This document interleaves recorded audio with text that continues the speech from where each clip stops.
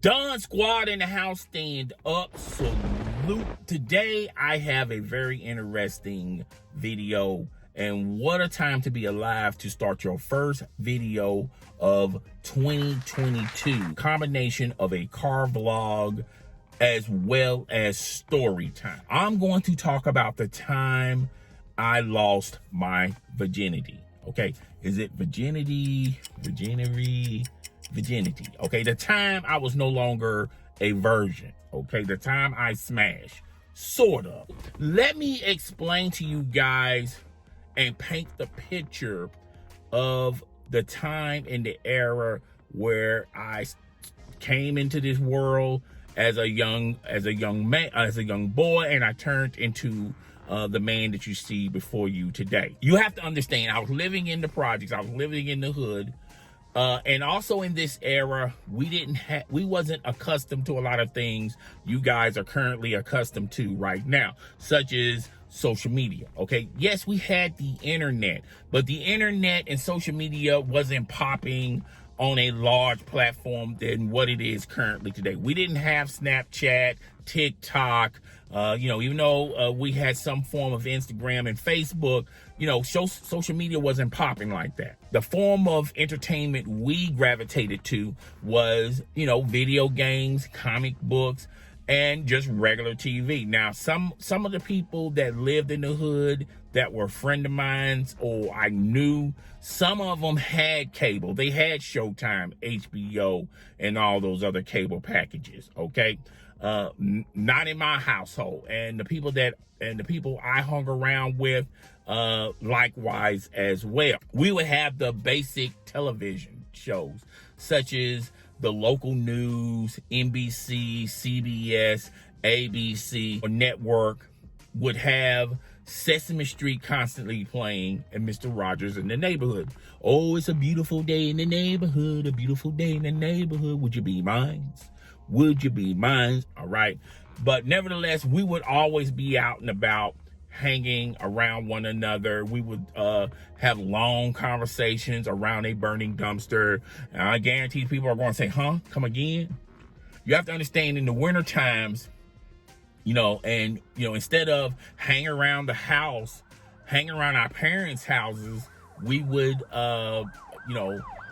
we would find a burning dumpster and we would just hang around it. And the heat that was generating from the dumpster, we would be warm and we would hang outside and, talk to one another. Also in this era, it's not common to meet a family with their father and their mother all in the same household raising their kid. And it was more common going to a household where it's a single parent raising their kids. It's either a single mother or a single father raising their kids. In my household, in my family's household, my father was there all the time. My mother was there all the time. Okay. So I had two different perspectives from two different people. When you was old enough to a point, my father would pull all of us to the side and have the conversation of the birds and the bees. And my mother would take my sisters and pull them to the side and talk about the birds and the bees. You have to understand, my father and my mother, how they explain the birds and the bees to us is like night and day, okay? With my mother, she would explain it to the point of using examples, using the scene, using Mother Nature as the scene, talking about flowers and bees. It was a very long, thought out conversation. Well, with my father, it was very quick to the point.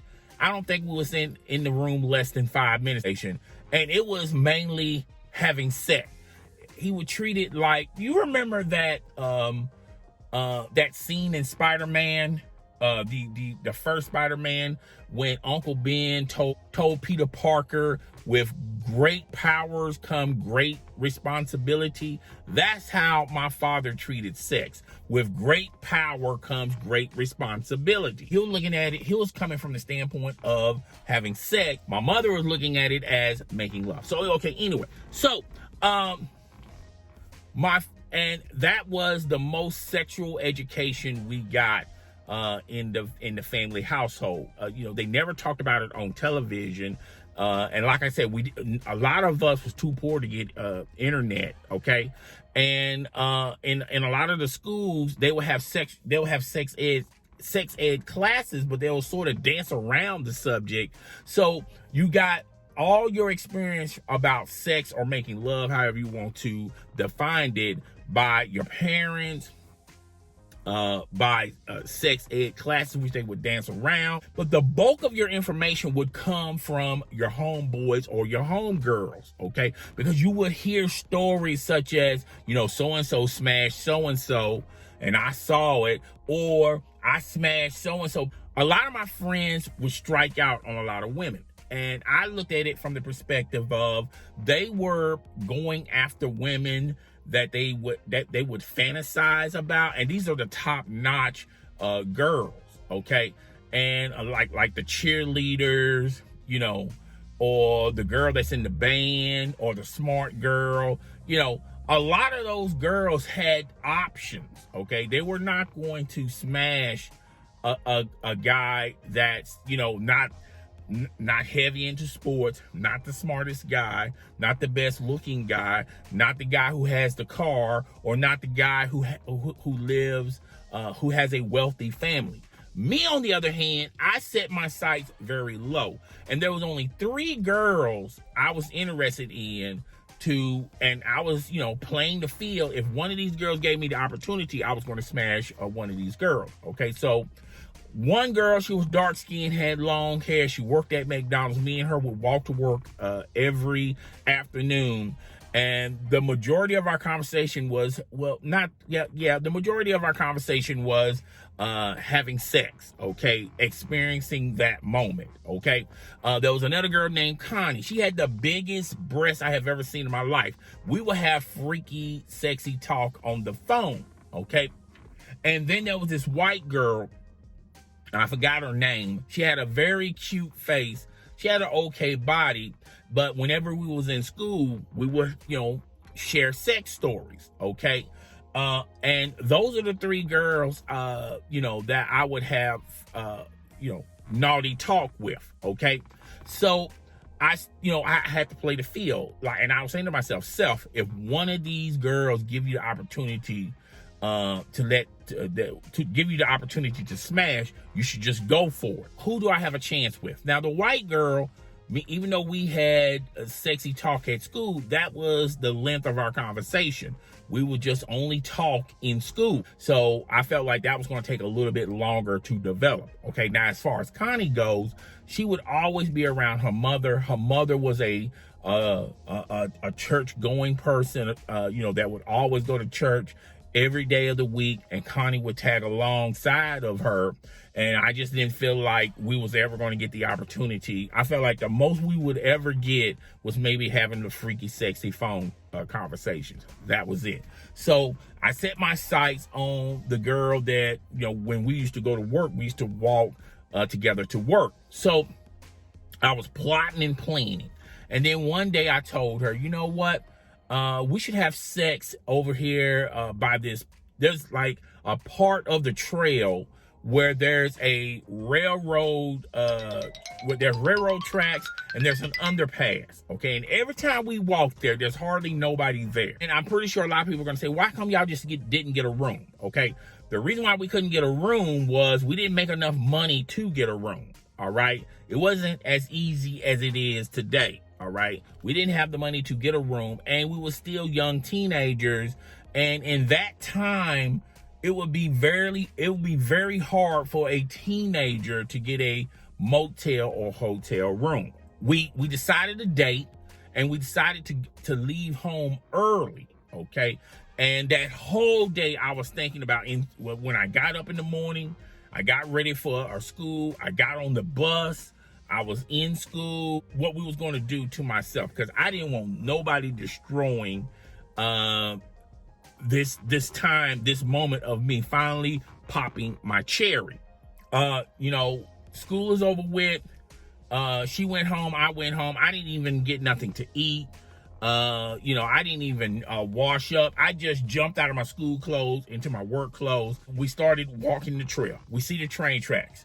The first time ever we walked this path, we actually went to the underpass. We normally just walk past the underpass, but this time we walked right up underneath the underpass. She's nervous. I'm nervous. This is her first time. It's definitely my first time. She pulled her pants down. I pulled my pants down.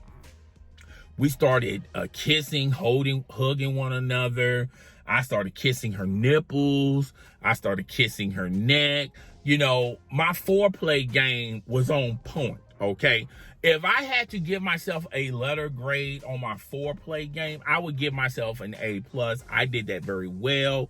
She did that very well. But the moment, all right, so I went down on her, okay? And I started, I started kissing her midsection. Started eating her midsection, okay? Let me tell you something. When I first taste cooch, I thought I was tasting cooch, but I wasn't tasting cooch. I was basically kissing and nibbling her pubic hairs, okay? I thought I was in the cooch.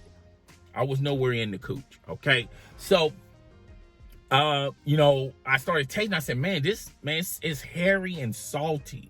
Why is it so hairy and salty? And I don't feel that. All I feel is just skin. It's like kissing an armpit. Okay. Have you ever, put your mouth on your armpit? Well, that's pretty much what I was doing. I thought I was cutting up until I got further down. And let me tell you something. The taste is different further down. All right. So I actually started eating her coochie. All right. And let me tell you something. It was the bomb ass coochie I ever seen. Because first of all, this is her first time. This is my first time. No one else been down there other than her playing with herself. And when I hit that, she was on cloud 9. Okay, she was on cloud 9. I was just, I had it. I was the man. All right, I'm down there. I'm working up a storm. Okay, I'm eating a four-course meal. Okay, I'm eating buffet. Okay, I'm eating the breakfast buffet, the lunch buffet, and the dinner buffet. Okay, on this day, ready to stick it in. Something happened that never happened in our whole times walking this path. The train came. And when the train came, it was loud as hell. It was making the engineer was pulling on the horn and all that crap, and just destroyed the moment. Just literally destroyed the moment. Okay, she quickly pulled her pants up, and then the moment was gone. All right. And that was the time I thought I lost my virginity, but I didn't. Okay. I really didn't lose my virginity. Okay. I didn't lose my virginity until 2 or 3 years later when I was able to drive my father's car. Okay. So there was this girl by the name of Candy. Okay. And Candy was and first of all, she wasn't a girl. She was a woman. She was a mature woman. Okay. Very popular because the guys would be around her constantly. Okay. So Candy, and every once in a while me and her would have conversation, but it would be different because Candy would treat me like the rest of the men that be around her. She just treated me like a man. She didn't treat me like a teenager or a little boy or this, that, and the third. She just treated me the same, just like all the other men, okay? And it was one time I was coming out of the market, and as I was coming out of the market, Candy was just coming out of some guy's car. She caught me walking across the street, and then 2 things I found out that particular day. 1, women talk, okay? Women are some chatty patties, okay? Because the girl that, I was about to have sex with on the train tracks, she just blabbed about the whole situation. I was embarrassed about the whole situation, but she really liked the situation. And when she blabbed to all the other girls in my school, I became a popular guy. I became a made man. But at that particular time, I wasn't seeing it that way. I was looking at it as she's trying to shame me. He was talking about it, and then she said, well, you didn't pass second base with me. I mean, with her, but you can pass second base with me. I said, huh? Come again? Okay, you have to understand. Candy was a mature woman. She had to been like at least 30, 33, okay? I was still a teen, okay? So you got this grown woman interested in me, and she wanted to bang me. Get my father's car later on tonight, and we can hook up. She said, well, I'm not scared if you're not scared. So I'm like, what? Okay, so I got my father's car that afternoon. She told me where she was going to meet. I always know where she's going to be at, and she will be at the bottom of the drive. It would be like an entrance in our hood where at the top of the hood, you go in, and it's like this, you go in, and it's like this long curve, and you come out at the bottom. And Candy would always be around the bottom. So I drove my car down to the bottom. Candy got into the car, and then Candy, she must have been a pro at this because she knew all the spots where we can have some alone time, okay? So we picked the spot, well, she picked the spot where we would be in between this hole-in-the-wall beer club and these abandoned apartments. She told me just pull in between there. Nobody's not going to bother us, okay, which they didn't, okay? And let me tell you something. She went straight to business. There was no foreplay with Candy, okay? It was just straight.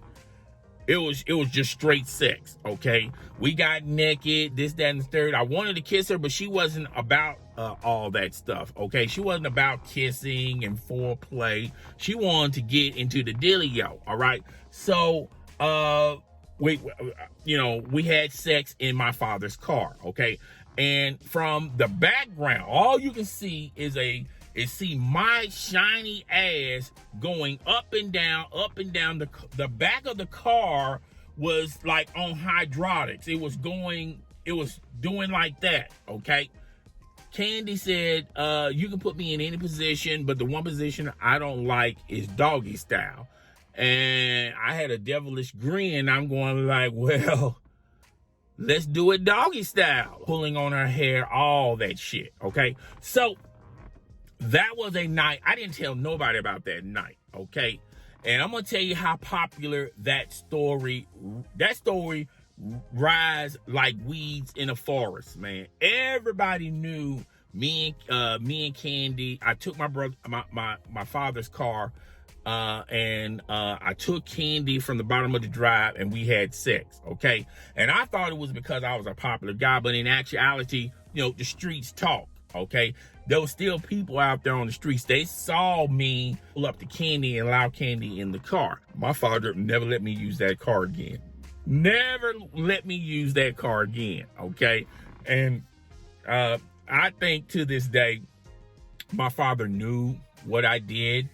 And it was sort of a weird sense for my father. It was like he was approving what I was doing, but then at the same time, he was caught in two positions. He wanted to give me a high five as a man, but he was my father, okay? And my father, had to look at it. He had to treat me. He was my dad, so he had to treat me like, I was, that was my father, okay? So he couldn't show me any sense of accomplishments of smashing Candy, which turns out that Candy was a street girl. She was a streetwalker. She was a hooker. That's the time I lost. I thought I lost. I was going to lose my virginity the first time I had sex, and nothing came about that time. But with Candy, I lost my virginity, okay? And I hope everybody out there learn from my mistakes. I feel like you should, as a man, doesn't matter if you are a boy or a girl, or a teen, a young male teen or young female teen, it really doesn't matter. You should take your time. You shouldn't be rushing. You shouldn't be rushing into sex or rushing into making love. There was peer pressure in my time, but it was covered up and we labeled it other names. Okay. And now you don't want to be pressured into something that you're simply not ready to do as a male or a female. Story time. The day I lost my virginity. I hope you learned something from this story. Won't you do me a favor? Hit the subscription button if you haven't. Hit the notification bell and share this video with your friends, family, and followers. If you want to further support this channel, hit the join icon. Okay, you get bright shiny badges, and also if you want to donate to the channel, that's fine and dandy as well. Okay, but Don Squad in the house, stand up, salute. I'm up out of here. Deuces.